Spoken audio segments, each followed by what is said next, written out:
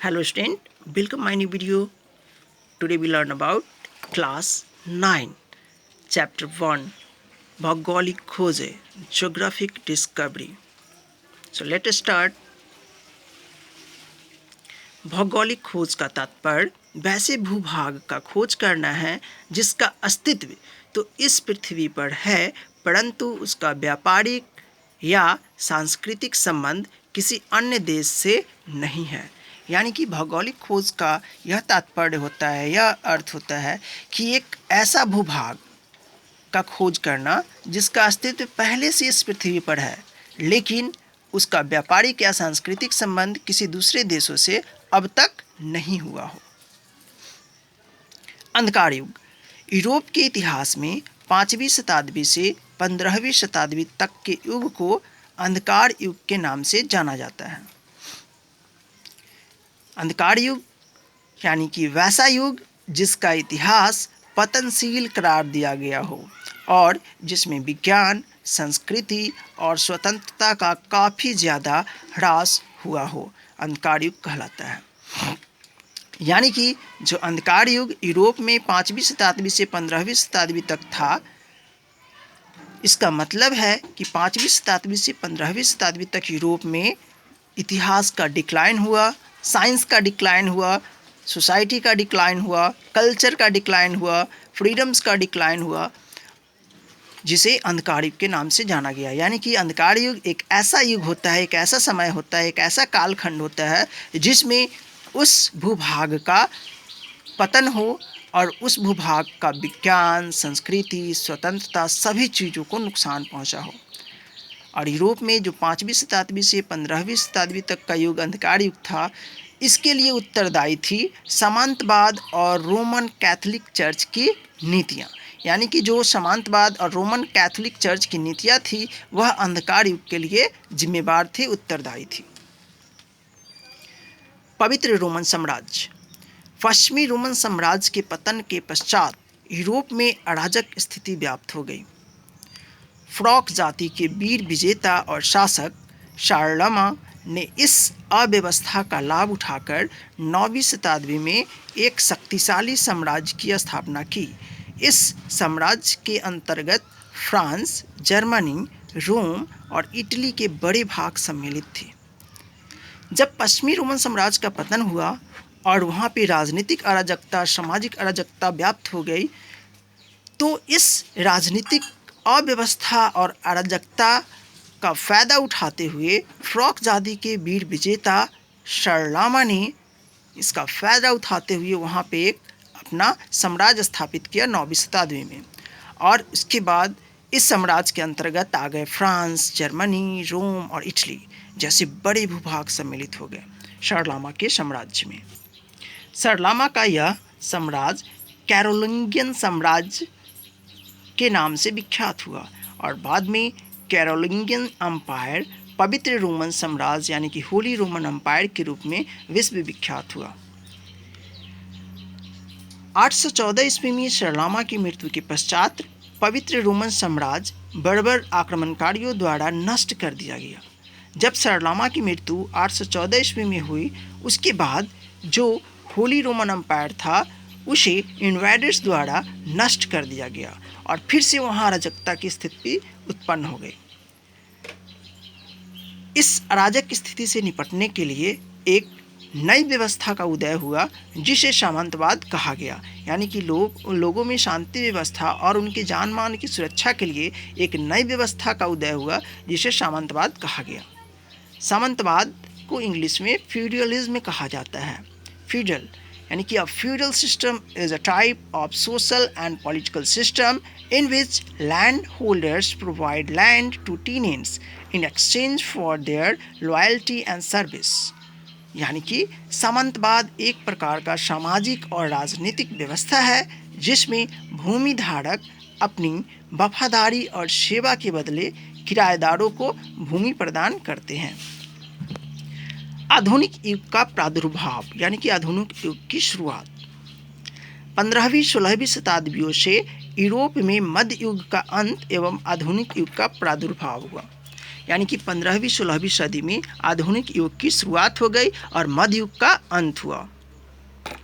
आधुनिक युग लाने के तत्वों का योगदान, यानी कि आधुनिक युग को आने में, यूरोप में आने में कई चीज़ों का महत्वपूर्ण भूमिका रहा, जिसमें पहला था सामंतवाद का पतन, दूसरा था राष्ट्रीय राज्यों का उदय, तीसरा था शक्तिशाली व्यापारिक वर्ग, चौथा था मध्यम वर्ग का उदय, पांचवा नगर राज्यों एवं विश्वविद्यालयों की स्थापना एवं विकास, पुनर्जागरण एवं धर्म सुधार आंदोलन। तो ये सभी जो भी फैक्टर्स है, जो कारक है, जो आधुनिक युग लाने में बहुत ही बड़ी भूमिका निभाया। पुनर्जागरण, जिन्हें इंग्लिश में रिनेसां बोला जाता है।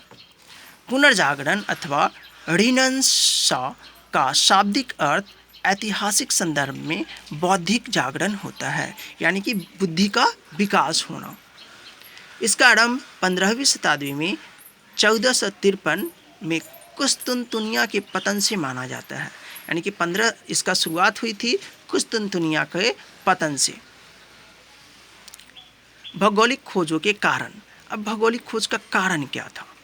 तो पहला था कौतूहल की भावना, मॉनसून की जानकारी, कुतुबनुमा यानी कि कंपास का आविष्कार, व्यापार वाणिज्य का विकास, धर्म युद्धों का प्रभाव, राष्ट्रीय राज्यों का उत्कर्ष, कुस्तुनतुनिया का। तो ये सभी फैक्टर थे भौगोलिक खोजों का कारण के रूप में। यहाँ देखेंगे एक इम्पॉर्टेंट पॉइंट है, 11वीं से 12वीं शताब्दी के बीच में जेरूशलेम, जो कि प्रेजेंट में इजराइल में है, इस जेरूशलेम पे अधिकार के मुद्दे पर दो धर्मों के बीच में, जिसमें ईसाई धर्म और इस्लाम धर्म दोनों के बीच में युद्ध हुआ, जिसे धर्म युद्ध के नाम से जाना गया। याद रखेंगे 11वीं से 12वीं शताब्दी में जेरूशलेम, जो कि प्रेजेंट में अभी इजराइल में है, यहाँ पे इस जेरूशलेम पे अधिकार के लिए दो धर्म, ईसाई और इस्लाम यानी कि मुसलमान, इन दोनों के बीच में एक युद्ध हुआ, जिसे धर्म युद्ध के नाम से जाना जाता है। अब औपनिवेशिक काल में, यानी कि जो औपनिवेशिक खोज था और उनका विस्तार कैसे हुआ, इसके बारे में कुछ इम्पॉर्टेंट थिंग्स है, जिसे आप लोग ध्यान से देखेंगे।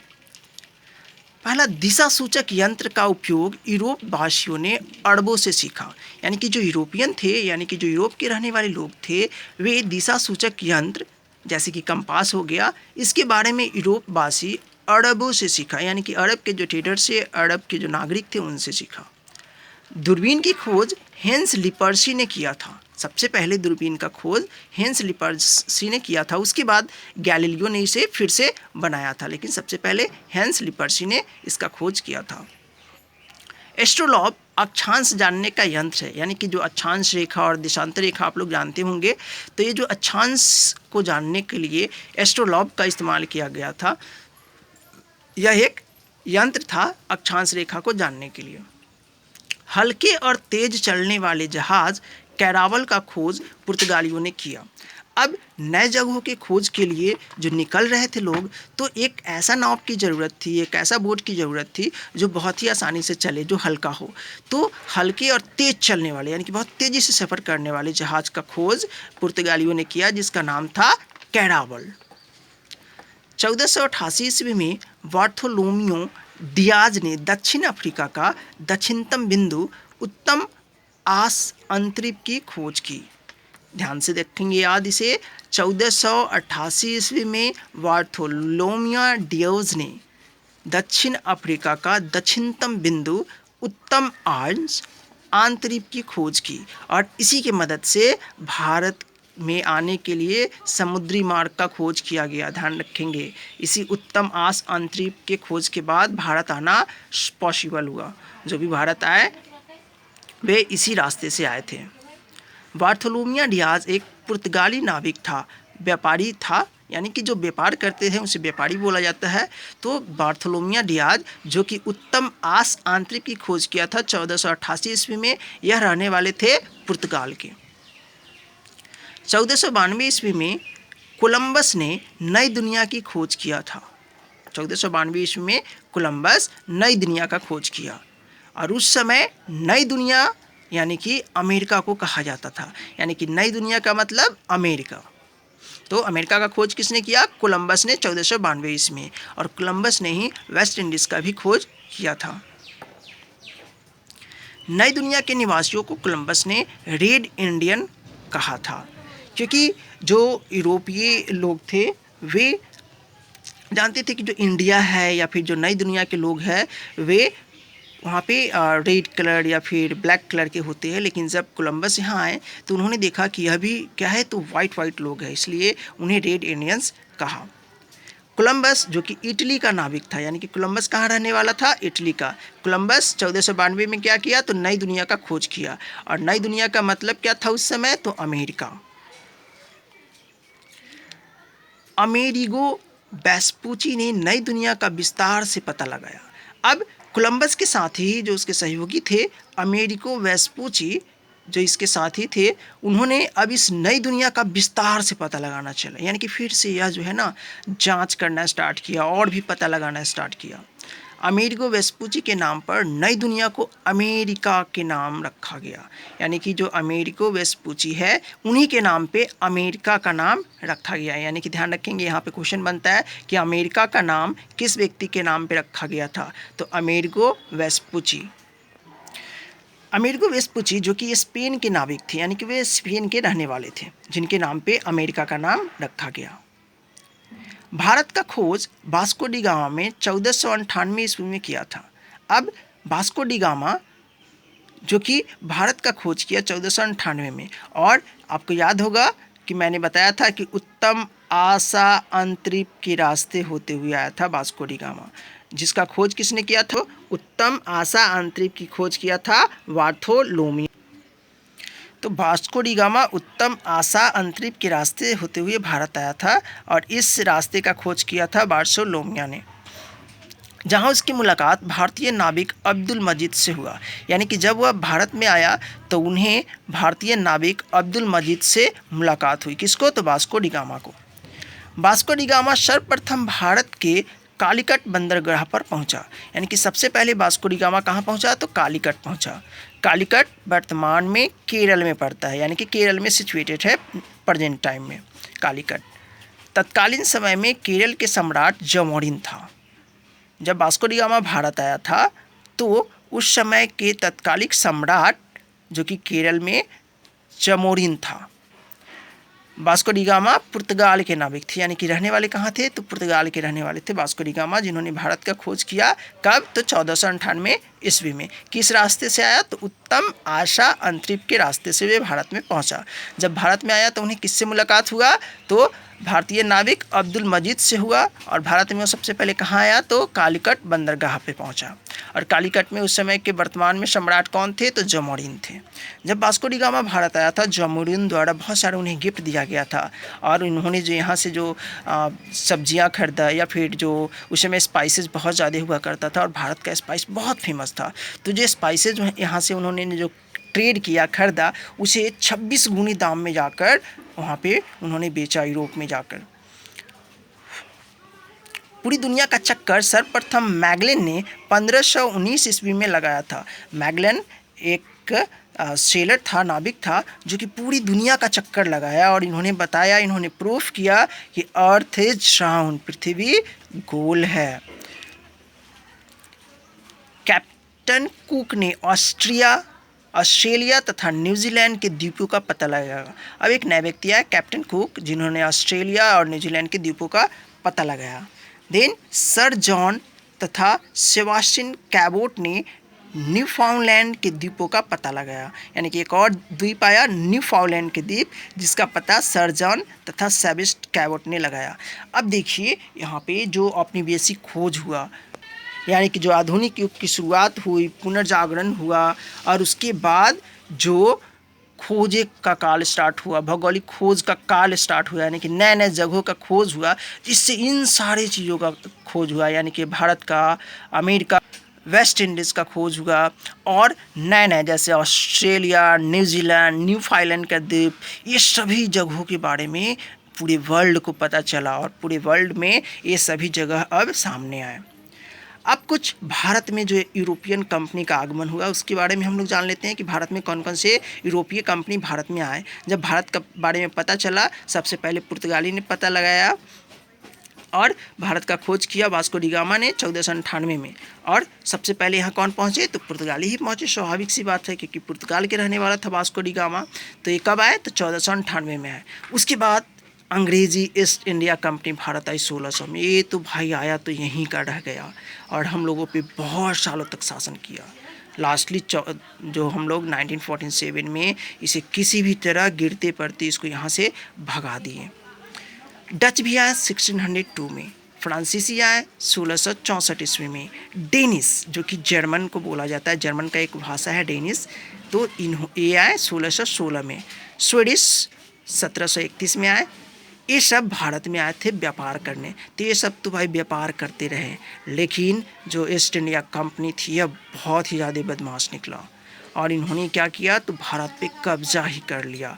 पॉलिटिकल रूप से, इकोनॉमिक रूप से पूरा का पूरा भारत को अधिग्रहण कर लिया और लास्टली से गांधी जी ने किसी भी तरह भगाया 1947 में। इसके लिए हम लोग बहुत सारे बलिदान भी दिए इन लोगों को भगाने के चक्कर में।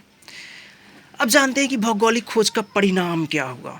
तो भौगोलिक खोज के परिणाम स्वरूप व्यापार वाणिज्य का विकास हुआ। यानी कि जब नए नए भौगोलिक खोजें हुए, नए नए जगहों के बारे में लोग जाना, तो व्यापार वाणिज्य का विकास हुआ। दास व्यापार का आरंभ हुआ। अभी देखो ये थोड़ा सा गड़बड़ बात है। दास व्यापार का आरंभ, दास यानी कि सपोज कर लो ना कि किसी को नौकर बुलाना ना, उसको खरीदना और बेचना, तो ये हो गया दास व्यापार का आरंभ।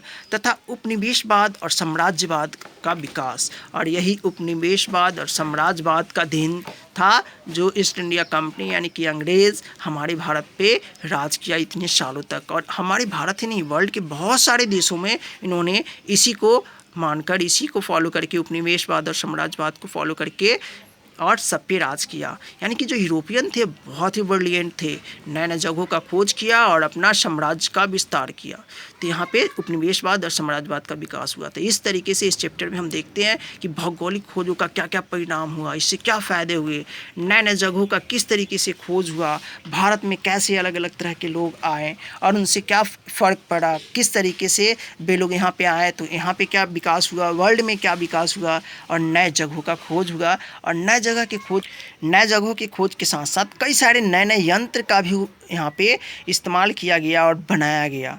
तो इस चैप्टर में अब बस इतना ही, और इससे आगे हम लोग अगले चैप्टर में जो नेक्स्ट चैप्टर है उसके बारे में हम लोग पढ़ेंगे। तो अध्याय 1 भौगोलिक खोज में यानी कि ज्योग्राफिकल डिस्कवरी में बस इतना ही। तो have a nice day and I hope आप लोगों को यह चैप्टर बहुत अच्छे से समझ में आया होगा। और कमेंट के लिए आप लोग कमेंट बॉक्स में लिख सकते हैं और इस वीडियो को लाइक ज़रूर करेंगे और मेरे चैनल को सब्सक्राइब करें। Bye everyone, bye students.